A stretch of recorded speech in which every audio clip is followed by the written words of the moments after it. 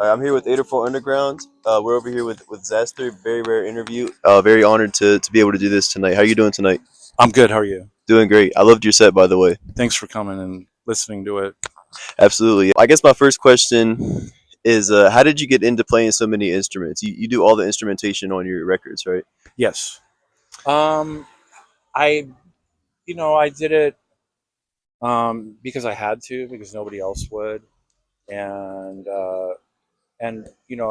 over the year, as the years passed, I took an interest. I started, first it was out of necessity to Right. get the job done because nobody else would do it. Then I started, it's like if I could play like two or three things, maybe I could play four or five things. You know what I mean? Like I started taking interest in other things. Like if it's like if I know how to play guitar, maybe I know how to play bass, or maybe I know how to play cello or something like that. You know what I mean? Like I Absolutely. Yeah. just if I could pick up one, I could pick up the other. I figured, you know what I mean, just in a different way.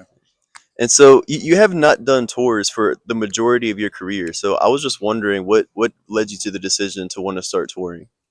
Um, that too, out of necessity. I mean, to be really honest about that, even 10 years ago, I realized that um, being a band that records from home only isn't giving enough. It's not every so many people do that now that it's easy to do that, and it's not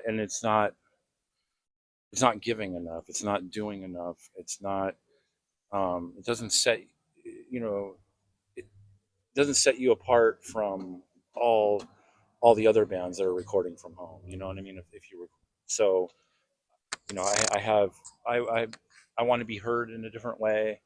I don't like being heard over a phone. I like being heard in real life, whether it's at my house or in a venue like this. You know what I mean? I don't like being heard over a phone. I like being heard in I like doing it in real life and hearing it in real life.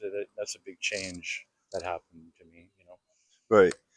Um, So early on, how did you get your music out there? You kind of just rose up slowly over time in niche, DSBM groups and stuff, and the early internet. Was there any kind of promotion going into that, or were you just kind of casting out into the neath ether and waiting for someone to find it? Yeah, it was a gradual thing. I think it's just it wasn't one of those.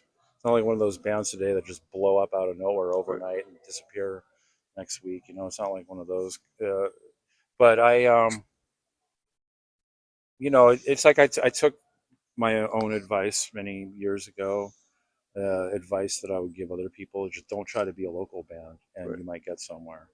You know what I mean? Like I'm not like don't try to get your uh, like I didn't care about being heard in LA. I didn't care. I didn't want to be part of their scene. I wanted to be heard, you know, in other places. I didn't care whether the local people liked it or not. I wanted to, I just started mailing stuff like tapes and CDRs to labels and magazines and like in Tennessee and